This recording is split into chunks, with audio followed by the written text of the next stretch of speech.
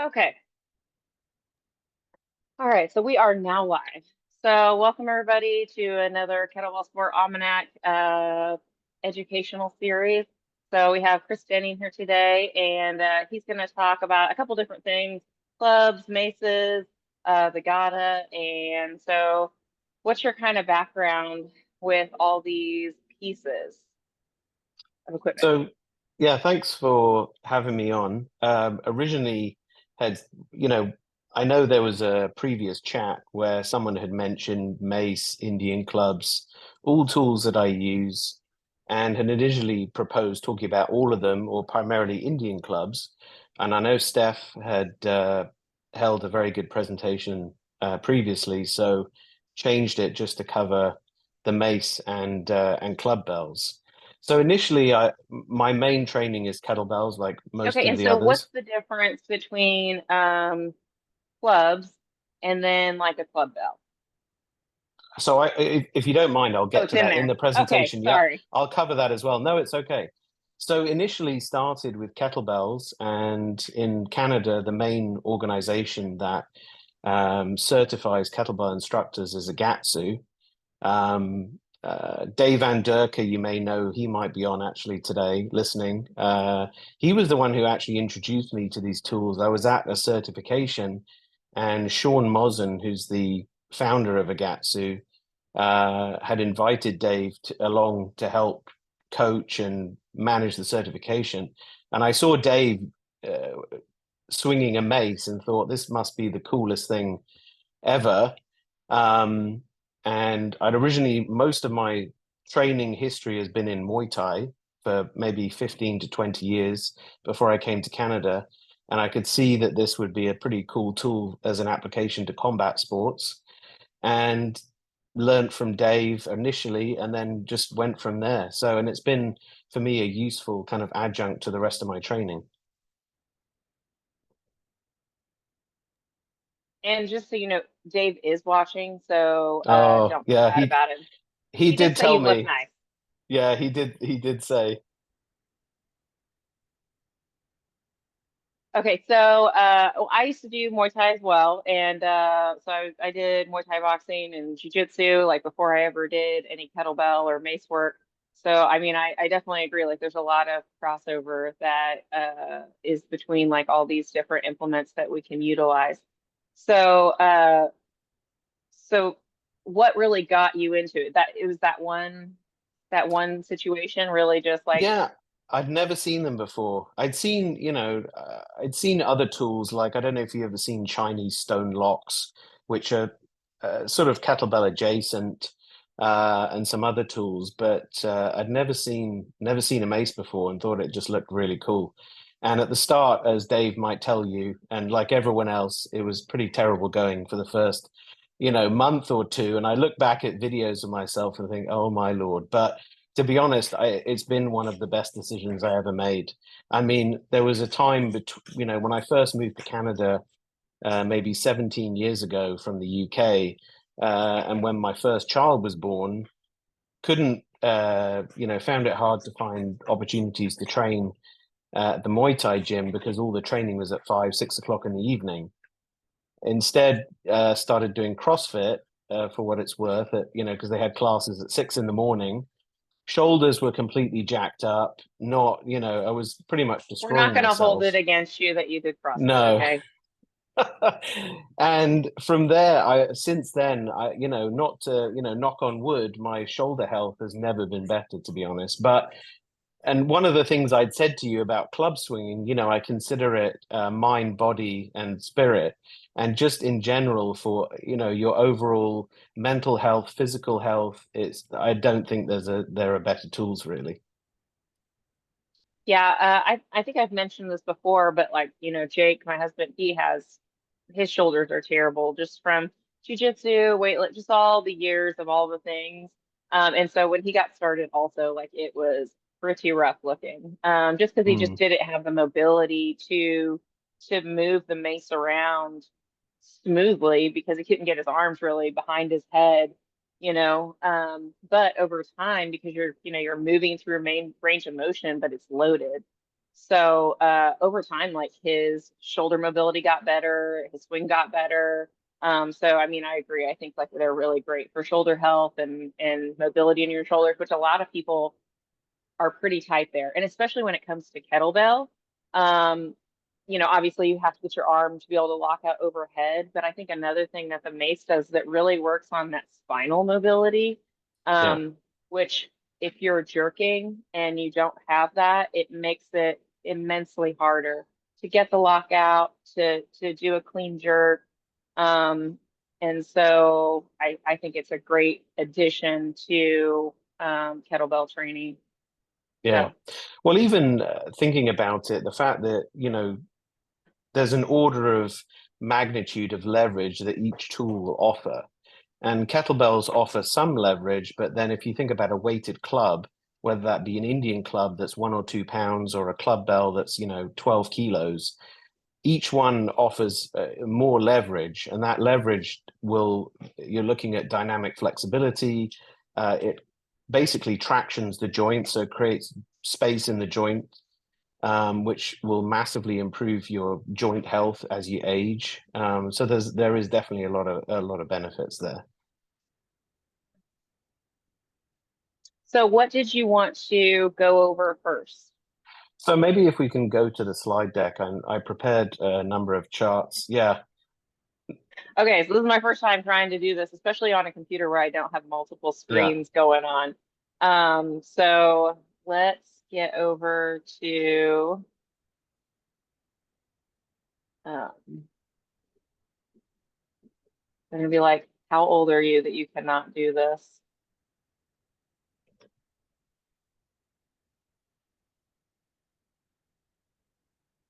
Okay, we're getting there.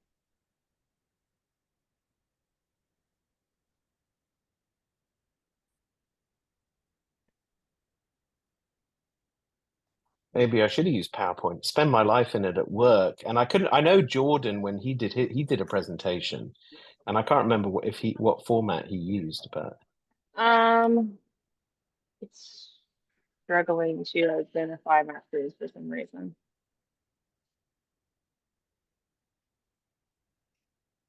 Let me see if I can do this maybe a different way. Let me download this and see if I can download this. Let's do. if that fails, I can talk to the charts from my memory and then share them afterwards if need be.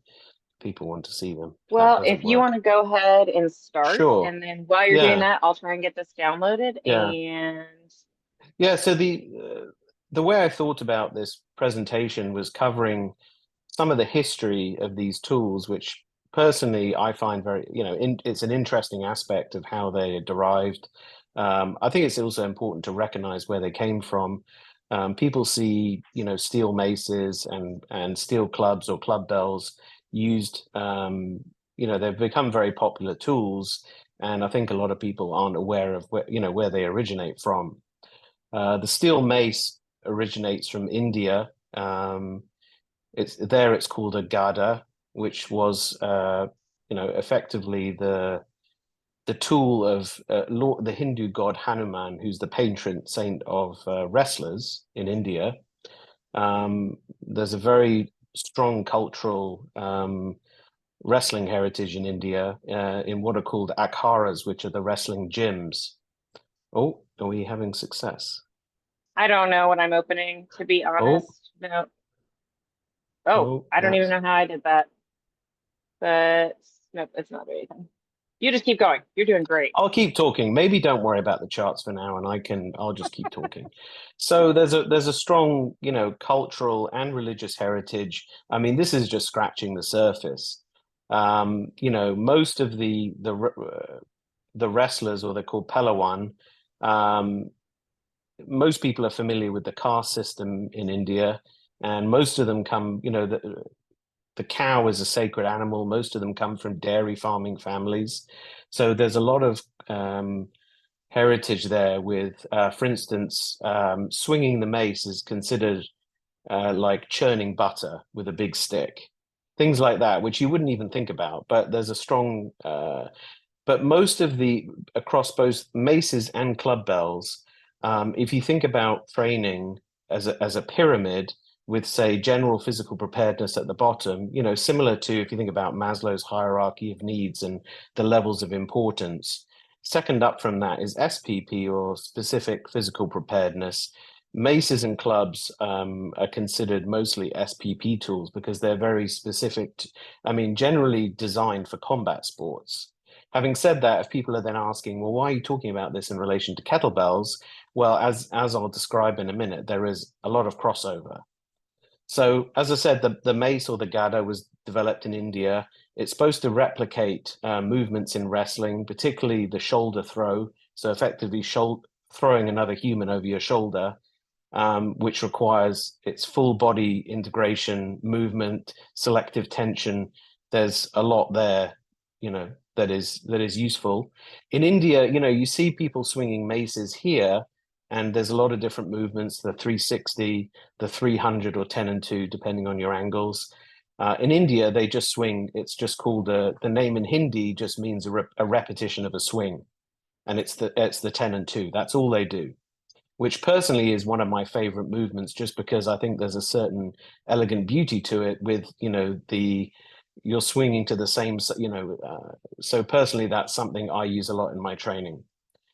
On the club bell side, those were originally developed by Scott Sonnen. The company is now called TacFit. Some people may be familiar with that. But again, those were developed based on what I would consider Indo-Persian club swinging tradition. So in Iran or Persia, you have what's called the Zakhane, which is the house of strength. And again, they're called Palavans, not Pelawans. The peoples of India and Iran effectively come from the same source. And excuse me if you can hear my cats fighting in the background. They're just as soon as I start to talk, now's the time. Anyway, so in Iran, you have the Zakhane, and traditionally using two clubs. And again, designed for combat sports. So Scott Sonnen had taken these ideas and effectively turned it into a steel club. The weighting's different, but as much as, I practice using Persian meal, which are two wooden clubs, one of the things that I would argue is that the barrier to entry is fairly high because they're not cheap to buy. Whereas, you can buy a steel club from, it's not quite the same, but you can purchase these tools a lot more easily. So that covers a little bit of the history. One other thing I wanted to then get into is the crossover between, which is probably one of the things we're talking about here, is the Kettlebell Sport Almanac. Well, aside from being obviously fun, one of the benefits of these tools that you won't get from kettlebells is the multi-planar movement. You're moving in three different directions. So kettlebell training is primarily in the frontal plane, so cutting through the body front to back. The clubs of all and the mace move in the kettlebells are in the sagittal plane, which is front to back. We've got the frontal plane and then the transverse plane. So it can fill a void in your training.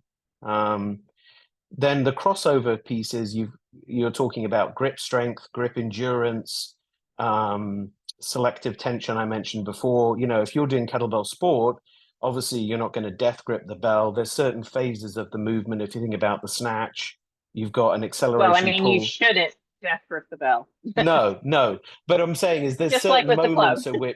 There's certain moments during different movements when you will be gripping at a different intensity so it's learning. There's a lot of nuance there. So there's a lot of crossover, improving neuroplasticity. I mean, that's more geared towards Indian clubs and the ability to separate your hands with different movements. Excuse me one second. So there is a lot of crossover with strength endurance. I would argue that kettlebells are a strength endurance tool. Well, a lot of these movements, and the reason I like them is that you can use them in the same way. You can do kettlebell marathon training or even over a 10-minute period. And maces and clubs, particularly maces, can be used in the same way across those kind of time domains. You have mace events that run, I've done 30 minutes, an hour, with both mace and Indian clubs. Um, Well, that sounds just as awful as marathon with a kettlebell. So, no, it's not. I prefer it's for me, it's actually I enjoy it because the other thing I is, always get like raw spots like on yeah, my, just on my side knuckle. yeah. And maybe, I mean, because I've done like decently long sets, never 30 minutes, but if I've gone for like 5 or 10 minutes, I'm usually having to stop or to wrap it up prior to starting to kind of, and it's just a repetitive, like barely hitting it and over time. But Well, the other aspect, of course, which I don't think you quite get from kettlebells, is strengthening connective tissue because of the leverage and particularly certain movements which mimic throwing movements. And then one final aspect, I consider it very meditative because a lot of these movements, depending on what you're doing over a long time period, it's, rhythmic swinging. So I find consider it kind of a moving meditation, if you will. So that I would would agree, it cover, is yeah, much more meditative and even if you're just doing 360s, it's kind of like it's not super heavy, or if you're not going super heavy. And so you can just really kind of like get into it, where I guess some people could say you could do that with kettlebell, but usually it's very like timed pacing, like I might get into a rhythm, but I'm not like really relaxed doing it. So yeah. Well, certain movements I think lend themselves more. Like for me, a single arm mace 10 and 2, that's mostly what I would do across 30 minutes to an hour. And for me, that's a very just repetitive, but it's an easy enough depending on the weight, of course. And then for Indian clubs, the most I've done is 2 hours in one shot of just swinging heart shapes, which if you remember from Steph's, and then I just repeat the same patterns over and over. So I'm swinging four patterns, so outward, inward, parallel left, and parallel right, just switching every minute. And then, I mean, similar to kettlebell marathon events, for me, the biggest pain is my feet start hurting. So, you know, I think everybody can probably agree with that for yeah, kettlebell. I mean, 10 minutes is usually fine, but when we did an hour long set the other day, and I was just like, oh, I was like, I'm so ready to be done. I was like, my feet are aching. yeah. So So, yeah, so I wanted to cover some of the history, some of the benefits, and then just to get into some t technique considerations with some demonstrations as well, then talk about possible programming, and then finally examples of movements that you can do. So that kind of gives you hopefully a fairly holistic picture. So hopefully I did have some tools prepared. Let me just make sure. Can you see me okay? I can. I'm glad you have pants on. That was going to be the next Yes, question I I did. asked. Yes, that would be awkward. So, one of the, and some people may be familiar with this, but similar to holding a kettlebell, obviously there's some very important technique prerequisites. Like, for instance, if you're racking a kettlebell, I mean, at least in kettlebell sport, you're looking for optimum efficiency to be able to hold that rack position. So you're not going to stack it on your shoulder because it's just not going to be comfortable. Well, similar to the mace and for the clubs, I would consider what I would call a low rack or order position. So with the mace, you see people holding it up here, and then suddenly, you're trying to stabilize that position, which puts a lot of strain on the biceps and forearms versus this position here. And I could stand like this for 10 minutes. I mean, it's not a problem. So the point of that being that when you've completed a technique, you're down into that position versus here, and then suddenly, I'm trying to putting a lot of strain on my wrists, my hands. It's not comfortable. I think And that could then be very relatable to cleaning a kettlebell or snatching it, because sometimes people, yeah, when they're dropping the bell or they're coming out to clean, they're yeah, basically catching the bell with the arm bent, which means yeah, that as they're going through the swing, they're doing this kind of like reverse curl. versus catching Yeah. the bell as the arm is straight. And so Yes. now you're just gripping it and your arm's not having to do hardly any work. Yeah. So, you know, I think there's a lot of similarity in that swinging if you watch someone who can swing a mace really well, and you watch someone who can say perform long cycle really well, they make it look extremely easy, but you just don't realize the technique nuance behind it. Um, for instance, with the steel club, which is, there's a similar position for that one as well, in that it's not down here, but it's close to the hip, like here or in front. But one of the things, there's two styles of club swinging. The type, if you consider what Steph had shown, which is Indian clubs, you can afford, it's called an open style because you can really extend your arm. It's only, this club is a pound and a half. It doesn't weigh anything. So you want to really extend, get good posture. With a heavier club, like this one is 10 pounds, you want to keep it close to your body because, so it's a closed style of club swinging. Um, so that covers kind of the order position or the low rack position. The other thing is your body positioning as well, which is really, and you mentioned this with Jake in terms of having that position behind your head. But the other thing is stacking. You've got your ankles, your hips, and your shoulders, and without, just keeping the natural curvature of your spine without really sticking your bum out and popping the ribs. So the ribs should be down while being able to obviously keep this, what you'd call, a friend of mine calls it the bullhorns position. I think Rick mentioned that as well. So developing that mobility is really gonna help, obviously, improve your mace swinging. So there's the body positioning, there is the low rack position. The other thing is the push and pull nature of the movement. One mistake I see a lot of people making is they just kind of dump the mace behind them. So just here, and then suddenly you're trying to recover it back. But if I pick up a heavier mace and think about what I said about the movement in terms of throwing a human over your shoulder,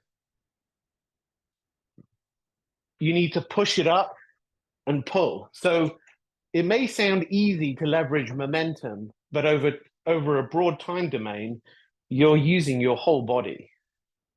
So just covering a couple of technique considerations and issues that I see people do is one, holding the mace too high, two, just kind of dumping it and then struggling to recover. The overall body positioning, keeping the ribs locked down as much as possible. And as Dave would attest to at the start, my mobility in this position was not good. But, for instance, as a warm up, you can just hold the mace behind you because it's easier to develop mobility at one arm at a time versus two, and then also work on this position as well. The other piece of it is developing, similar to kettlebells, with counterbalance and lateral flexion. So just moving to the side as well, because you see people swinging a mace and they treat it just like an upper body movement. Nothing moves. Well, think about pulling someone over your shoulder. You've really got to lean. So similar to in the snatch, you leaning away from the bell, leaning away from the bell, leaning away from the bell. Same with the mace bell, the globe. So you want to move away from it on every swing. So that's yeah, I think that's really important for, especially when you were talking about people being very like basically tense, very, I don't know if they stack, but just tense while they're swinging. And so when they go behind their head, they're not allowing that weight to kind of swing itself. And then when it's yeah, hitting that speed point, once it basically is starting to pass through the midline where you're transitioning your weight to give it a yeah, little bit more energy to swing through. And so trying to teach yeah, people that timing yeah, that it's kind of like I always try and explain to people, like if you're pushing your kid on a swing, right? When do you push them? yeah, You want to push them when they're starting to fall down, right? So I'm pushing them midway through the fall yeah, to add inertia into the swing that, and then they also have gravity there, right? So Yeah. it's the same thing with the mace or with the kettlebell when you're cleaning, because when people are trying to clean the bell and they're really tight and they're not timing the drive in the clean, then they end up having to like pull it back up rather than it Yeah. just swinging. And it's the same thing as what you're talking about with the mace, is that being able to feel when the mace is falling, keep you're being loose enough to counterbalance and transition your body weight to add that energy into really the end of the mace, right? And so it's not in Yeah. your hands to get it to swing around. Yeah. Um, so there's, I mean, it looks so simple, like us just swinging behind your head, but there are so Yeah. many little things that go into it. Well, I think, and that's what I mentioned about the push and the pull, is adding that inertia by pushing up. And in fact, when I've taught people to swing a mace, often I will ask them to overemphasize that push. And it looks awkward at first, but it allows you to generate that momentum. Um, the other key aspect of learning the mace is that pendulum swing, because if you ask someone, and even from my own experience, a weight swinging behind your body just feels awkward. Most of us, if you swing a kettlebell, lift a dumbbell, press a dumbbell, whatever it is, it's something that you're used to and you can see it in front of you. But here you have this weight swinging behind your head. And one of the key components of that is the pendulum swing. So learning that is just a case of keeping the mace behind you and using your body to start learning to generate that momentum. So the mace is just an extension of your body, and everything's coming from my feet up through my hips. And then from there, you can progress to learning to pull it back over. So you're doing the pendulum swing and then pull over, and then learning to do the pendulum swing and then pull over.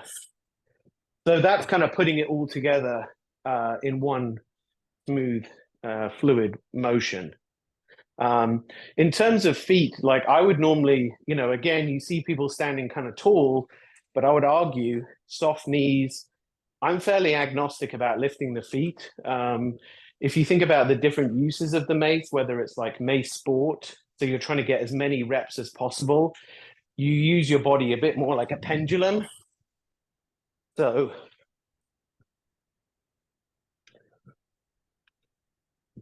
you can see my feet coming up slightly versus feet planted. If it's a heavier mace, you can really, by planting your feet, you can get a lot more grip into the ground and draw that strength up. So there's a lot, as I said, but I'm fairly agnostic versus saying, oh, you have to keep your feet planted or lifting your feet. But so that covers the kind of technique considerations. And in terms of movements and usage, one of the things that I like about mace swinging, there's an organization in France and in Europe called mace lifting. And the chap who started that's based in Spain. I think he used to be the president of the IKMF, but I'm not 100% sure. But I know he used to be kettlebell marathon. So he basically set up usage of the mace the same way kettlebell sport in terms of 10-minute sets, 30-minute sets. And most of it is single arm. But the point of that being is that the ability to improve your grip endurance is unbelievable because it's all single arm and you're just holding the mace, and so you're doing, say, minutes at a time, single arm, and the effect on your grip endurance is, so I'm really dumb. You said single arm, and I was like, double arm mace. And so I'm like thinking, I'm like, you guys are using two maces yeah, single arm and I was two like, arm and single arm. Yeah. Well, you can use two, but, yeah. but then, so yeah, you've got more endurance sets like that. And then similarly with the single arm 10 and 2, and then just 10 minutes, 30 minutes. So you can, that's another possibility. So you've got the two I basic think what movements. I think what sometimes is confusing for people, because if they're watching, they it almost appears like you're pulling the mace over your shoulder, but really you're not necessarily pulling it like with your arms so much as the transition of the weight and then the like rotational pull of like really the shoulder girdle to get it, Exactly. over the Yeah. shoulder. And so they're like pulling it, which then changes the position of the arm, like in relation to how far it is away from your body or how Yeah. far it is to the side, which then really throws off their swing. And so they're trying to figure out how to swing it because in Yeah. their head, they're like, well, I got to pull it over my shoulder. It's a mixture of the two, and it will depend on the weight as well. Because if I'm trying to swing Hmm. a 20-kilo mace versus, but you're right. And when the mace is traveling, when it comes over my shoulder, I just allow it to drop into position, which means that then I'm not suffering from over pulling, which then, so because that's also a problem. Um, So you've got the main 360, the 10 and 2 or 300, however you want to look at it. But then obviously you have other movements, which I mean, you don't need to do those, but a squat, press, lunge, you can javelin press, you can do switch squats, you can lunge, you can do a lot of those movements. And in fact, one of my favorite ways to train with it. So you can do across time, you can do rounds. Ladders are probably my favorite way to train, where I'll pick a movement, a series of movements, and I'll do, say, 100 down to 10 in sets of, increments of 10. So 100, 90, 80 of mace 10 and 2 mixed with squats or kettlebell swings, whatever, something like that, which it can take a little bit, but it's fairly time efficient. And you're getting, personally for me, I'm getting a really good workout. So I'm not so much a fan of sort of what people consider flows per se. Yes, there's an aspect of flowing, but I'm personally, and I'm not against steel mace flow itself, because I think, anyone who does any kind of movement practice, and a lot of people don't understand steel mace flow because I would say one key aspect of that is tension in the body. But as a movement practice, I have no problem with it. I personally prefer more a traditional approach. So that kind of covers the mace aspect. For the club bell, I would say it's more common to have single and double club movements. And again, this is where I think there's a lot more variety. So I don't have a lot of club bells, but um, you can replicate a lot of the kettlebell movements as well. I mean, in fact, the club bell front swing I actually find is a lot more accessible for people than a kettlebell swing, because you're going outside the body, so you can feel the weight of the club's drop into the hinge. Then you can add a shoulder cast to that, so you clean the bells and you're pulling them over your shoulder, back down and back into the hinge, which overall is called a swipe. So that can be a movement that you can do for many repetitions. Um, and you can do it either as a performance or a technical. So technical means that you stop and you absorb the weight, move into the backswing, back, over. And the same with one heavy club. You've got the shoulder cast and pulling it back. And obviously the pulling it back uses the lats, the back muscles, the core. And from the shoulder cast, you can do a gamma cast, which is where it goes over the shoulder, across, and pulled down. You can do it into a front swing and back. And from there, you can do a shield cast. Oh, sorry, go So ahead. is the gamma cast, is it kind of in I don't want to say like stopping motion where your cast Yes. kind of, and then so you're Yeah. having to use more of that um intern or anterior strength to kind of like, because it's obviously there's no Yeah. momentum there. Yeah. Yeah. And so the purpose of that, I mean, the way it was designed was um, stopping and starting quickly. If you think about jujitsu or other combat sports, mostly wrestling, like a lot of this, a lot of cultures, India, Persia, uh, Mongolia, there's, folk wrestling is a huge part of their culture. And so a lot of these tools were developed around, around wrestling, basically. So yeah, the gamma cast would be stop across and pull back. It's more controlled versus a shield cast, which can be a mill. So you have that underswing portion as well. So a lot of those rotational movements, but obviously you can do movements in all different planes. There's also a rotational aspect, which obviously works the obliques. You've got a side clean. You also got a side hemi. So there's a number of different. There's a lot of, I would say, a lot more variation with the club bells, whether it's single or double, and with pressing as well, which can also affect your joint and grip health. So you've got the flag press, which is straight out, and you've got the torch press, which is straight up. But you can also combine that in a squat. You can lunge. No, there's a lot of variation there. I mean, I think the club bells, I would argue, are a bit more accessible than the mace, just from a learning curve aspect, because it's a shorter lever.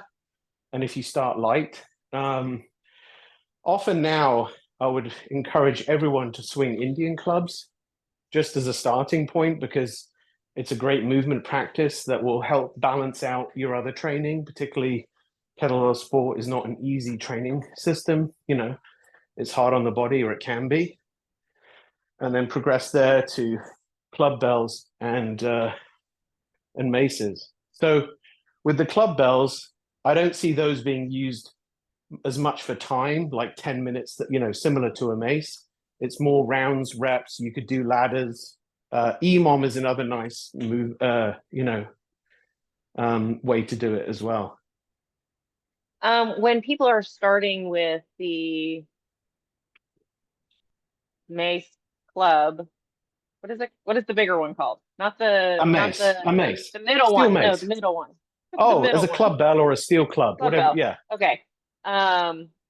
So what weight? Because usually people are getting started, they're trying to figure out what weight to buy. Because yes, obviously these things aren't like cheap. I mean, they're not terrible no, if you're thinking about it in consideration, like when you're buying a kettlebell, and if you're trying yeah, to start kettlebell training, you need like 4 or 5 sets of bells yeah, in varying weights. Even if you're brand new, you're going to have at least from an 8 kilogram up to a 16, which each set of yeah. bells is like, you know, we'll say 150 to $200, and they go up in It's cost as the weight goes yeah, up. So it's like, yeah. what weight is a good beginning weight for a man or a woman if they're trying to get into this? So I would think for on the mace aspect, I started with a 6 kilo, which is 13 pounds. That was a pretty good weight. I mean, I would say anything around the 10 pound mark. And I appreciate what you're saying about the cost, because at one point, and Agatsu loved me, I owned every single weight from 6 kilos in 2 kilo increments up to 25 kilos, which is 55 pounds. And my bank balance didn't like me. My wife was not a fan. So I basically ended up converting all that into a plate loadable mace. Now, I mean, the standard diameter of a mace handle is about 1.2 inches. So there is a benefit there to some of the fixed weight maces in terms of your grip. But I feel the trade-off was worth it, because I ended up going with the CK Maceworks plate loadable mace, which I absolutely love, because you can decide what length you want. And the size of the loading pin means that I could load it up. I mean, I would never will. 100 pounds easy. That thing is indestructible. But the Mhm. reason I liked it over, say, the Adex is that I can just buy cheap plates off Amazon, and they cost, I do have one of, so I mean, you can't see all of our maces that we have over yeah, here. It's kind of like, I mean, I really have purchased all these, but I always purchase them with Jake in mind. yeah, But it's like when people are buying like a lot of guns, they're like, oh, well, I yeah, got this gun, I got this gun. And you're like, yeah, exactly how many do you need? Because I think we only have two hands, Jake. yeah, But we've got like two, three, four, five, six, seven, eight, nine, 10 Well, different there's maces. actually a formula for how many you need, and it's n plus one, Oh, where n is the number you currently have. So it's no, but as I said, I'm not bashing any other manufacturers. I find the ADEX system for me, once you start loading heavy, it gets a lot longer, which changes the weight balance.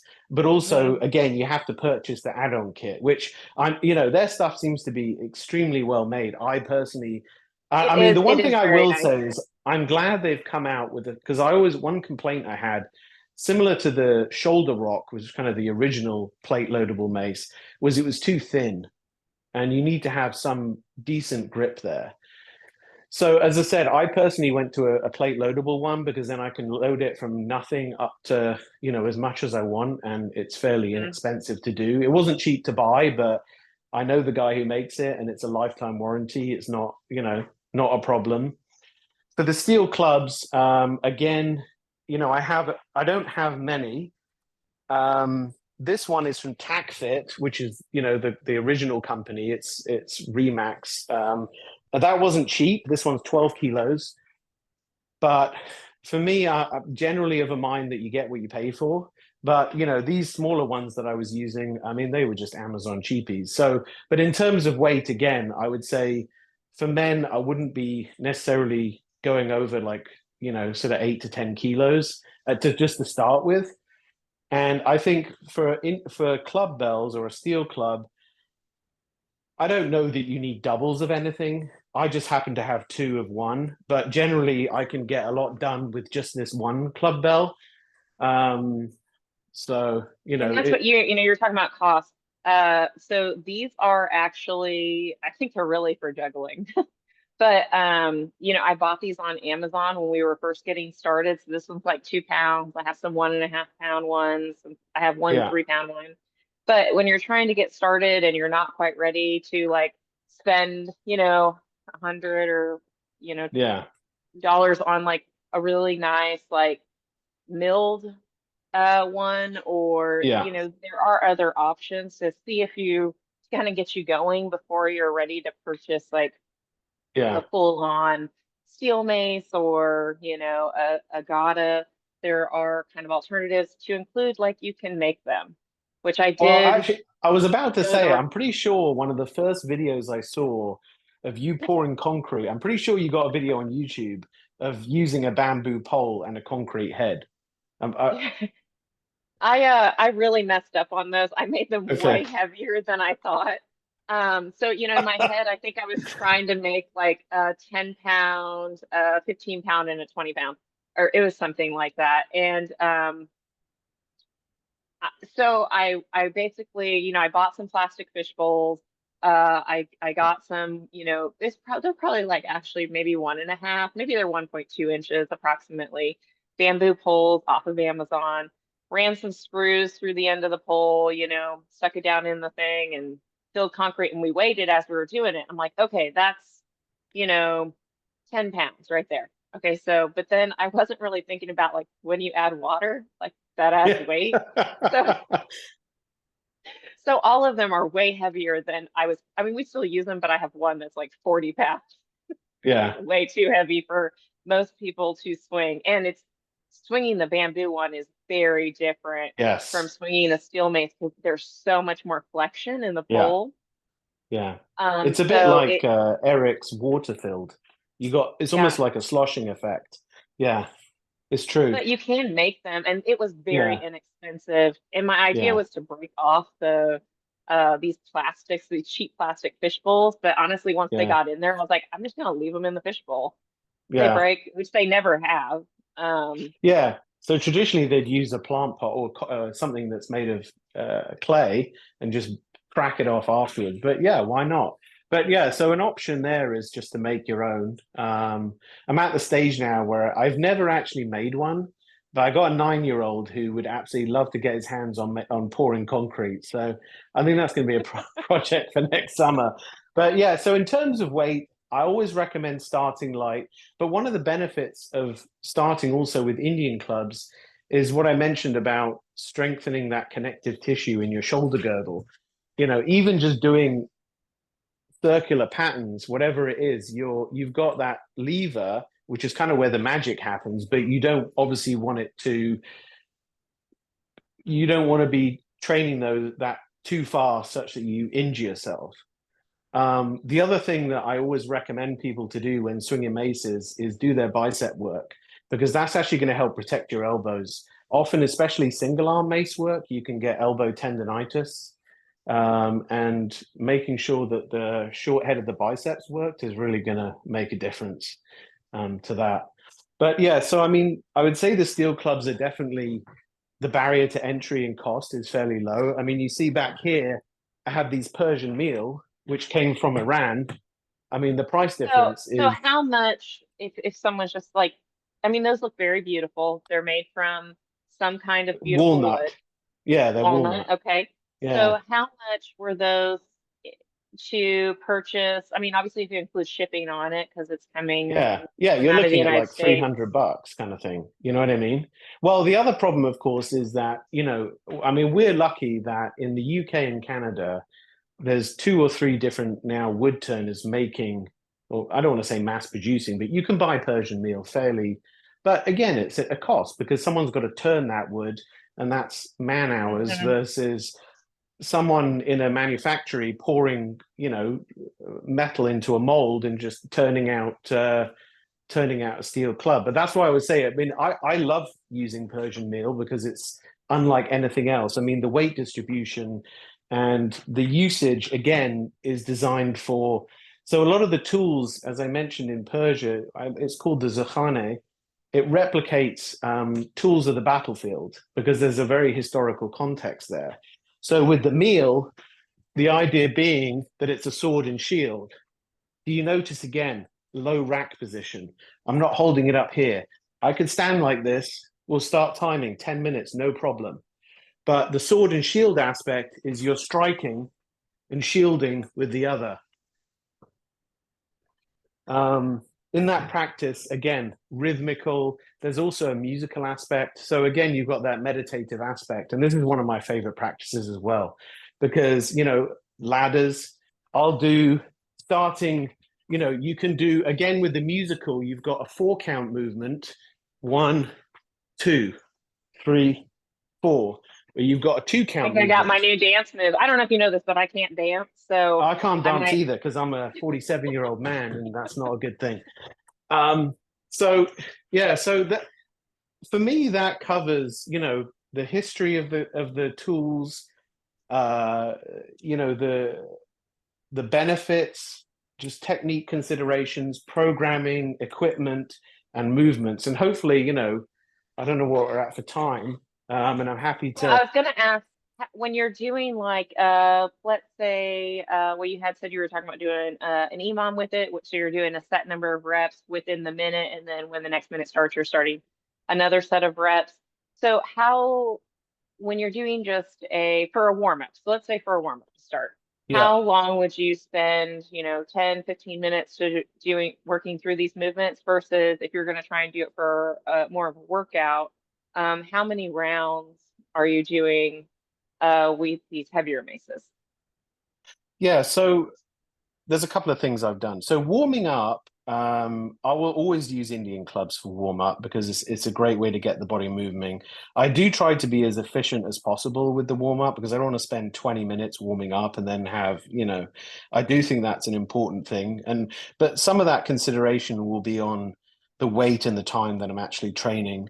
I'm a huge fan of stick mobility as well as a warm up tool, priming the body because you've got that kind of strength at end range component to it. And then in terms of an EMOM, I would do say, depending on the time, 10 minutes, try to work across, say, 30 to 45 seconds. I think it's a great tool for building work capacity because you've got that built-in rest period. Um, for heavy maces or clubs, I'm looking more at say a ladder work, starting light and working my way up. That also builds in the warm up because if I'm using so one movement, I can't quite demonstrate it here because of the space, but you've got something called a samurai swing, which I can show you. With a light mace, you're doing a 10 and 2 but you're catching it under the bottom. But the reason I like that is you're keeping your elbow close to your body, which really gets that bicep activation. And that's a good movement. I'll do that for say 5, 10 minutes. But as I said, for heavier movements, starting with that light maces and working my way up, by the time I get to the heaviest weight of say like, I don't know, 15 to 20 kilos, whatever, I'll already be very warm and I don't feel like there's any risk of injury. Yeah, I think I like when you're doing the not mills, Yeah, the frontal swings or the swings that you yeah, do on the outside of your legs. yeah, So I like using those like in warm up for especially new yeah, people that are starting or yeah, even for kettlebell, because it does kind of teach you how to use your body weight to get those to swing because it really is the yeah, same movement. You're just using a club yeah. instead of two clubs instead of a kettlebell, and people feel more comfortable doing it because their legs are closer together. There's Well, always this fear like they're gonna hit their legs with the bells. So to kind of get them yeah. in that pattern Yeah, because to I mean, it can feel strange to have both hands together, the timing, similar to, I mean, this took me, Dave, probably, the poor man doesn't have any hair left, but one of the hardest things in the snatch is learning to be patient, wait for the arm to connect with the hip into the backswing. And I mean, the kettlebell swing for new beginners, often the first mistake is to hinge too early, loading the lower back. Whereas using a pair of clubs, you don't have that. You can just wait for them to pull you down into that hinge position. So 100% agree. It is, as I said, I often use it as a much for beginners as a starter movement because it can teach you that hinge position more safely. hmm Yeah, no, I totally agree. Well, is there any I don't know, secret or special thing that you want to share with them? I don't know if there's any secrets, but uh, I've already shared a lot of my secrets, my training systems of no, I don't think so. You know what, it sort of reminds me of the martial arts with everything's kept within the lineage and it's all secret. I'm like, no, you know what, I'm happy for people to be using these tools and I prefer people using them properly and safely and also just getting the word out there because I will say I'm fairly evangelical about especially Indian clubs, and I think they could really benefit a lot of people, especially if people who say um, if they're stressed or they don't work out in a traditional gym, it can be easily accessible and gives them something to learn without going down that traditional route of trying to, I don't know, learn Tai Chi or meditation or something. It's just, I think it's a tool for all ages. But we've also seen, there's a company in Europe called Heroic Sport. I don't know if you know Thierry, who started that company. He was the president of the IKMF. So Heroic Sport used um, to, I don't know that they're in existence, sadly, but they made these Indian clubs called palavandals, which are basically a plastic handle that you attach to a water bottle. oh, I do remember these. Yes, yeah. So the Perrier bottle was designed on the Indian club shape. So the idea being that you take these bottles, you can fill them with water, with sand, with lead shot to increase the weight. Anyway, he actually ran a series of studies with I can't remember, he's based in Denmark, but they actually worked with people who had Parkinson's disease. And it showed the improvement because of, as I mentioned, that neuroplasticity. When you hmm first start swinging Indian clubs, your brain is just going to explode. But after a while, if you were to show me a pattern, my ability to learn that in a much faster, and as I said, using two different hands, it's like asking me to pat my head and rub my belly, that kind of thing. Also shown improvement in people with strokes as well. I know someone who's worked with a couple of people who've had strokes and shown a lot of improvement there. So I think there's, as I said, I would argue with a lot of people, anyone, even if they don't want to invest the time in a mace or a club, I like those too. But I think Indian clubs, personally, as I said, one of my favorite tools. But I do think with a lot of the adjacency between mace, steel clubs, and kettlebells, it's something fun and useful that you could definitely add to your training. I think that, well, I mean, one of the reasons that I even created this page was just to share that knowledge because I feel especially in our type of sport for kettlebell or in any case for mace work, there's not a whole lot out there when you're trying to learn because everybody's trying to keep all this information so you can come to them as a coach. But Yeah. especially with when we had COVID, like you just couldn't go do that stuff. And sometimes No. coaching is expensive, and sometimes it's just not accessible, and you're not ready to take that part of the step yet because you're just still learning and trying to Yeah. see if you like it, enjoy it. And so I wanted people to be able to kind of pick it up and get into it on their own. And so that's kind of why we Yeah. started doing some of these series of educational videos. Because Mm. originally this page just started out as like a way to find competitions. Because that was another thing. It's Yeah. like, where do you go find competitions? Like Yeah. because they're not necessarily posted anywhere. You have to already know the website for the person that's having the competition. Um, so yeah, so that's kind of where all this came from. But I liked for people to be able to just share in that knowledge because I feel like that should be free. Yeah. You know, if you want to go find a coach, that's great, but I want you to be able to get started and really get into enjoying it. And then you're like, you know what? I really like this. I think I want to coach, Mm. or I think I need somebody to help me get better. Um, so yeah, no, I really appreciate you coming on here. I don't think we had really gone through like a major part of the history in any of the other Mm. sessions, so that was kind of cool to listen to. Um, and then I'll make sure I let Jake know that it's N+1 for the number of maces that we need. There you go. Yeah.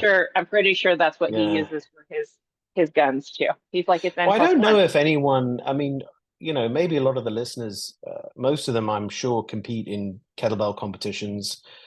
But I mean, in the US, you have the Vintage Strength Games, which hosts a mace competition of many, single arm, two arm, 360. I mean, their judging is slightly different than we used to in Canada. But I mean, Dave, at his Agatsu competitions, he always has a mace component, which I think is really cool because it's helping to, the last competition he did in January, I think that's the most people I've seen competing in the mace component from any other year. I mean, I know COVID was an impact, but there was people who traveled from New York who and online as well, and it's only a 5 minute set generally. So to me, that's very accessible for someone just wanting to try it out. And as I said, that's the effect on your grip strength is palpable. So. Yeah, so I really appreciate you letting me come and waffle on for an hour. It's a topic that's close to my heart, and I'm happy to keep talking about it. But I hope that was useful and informative, and happy for people to reach out if they have any other questions. Okay. Well, yeah, I really appreciate if anybody else is interested in giving a class on something that they are passionate about, ideally something to do with kettlebell or maces or something that even, helps kettlebell, like in this case, maces, clubs, which I think a lot of people that do kettlebell also incorporate some kind of club mace work into their routines. So please, reach out to me, message on the page, and we can get something set up. All the people that come on here, they do this free of charge. We just donate an hour of our time on a Saturday or a Sunday. So I really appreciate you coming on doing it, and I hope you have a good Saturday. Yeah, thanks very much, Kim. Enjoy the rest of your weekend. You Cheers. too. See, All I'll right, see you bye. later.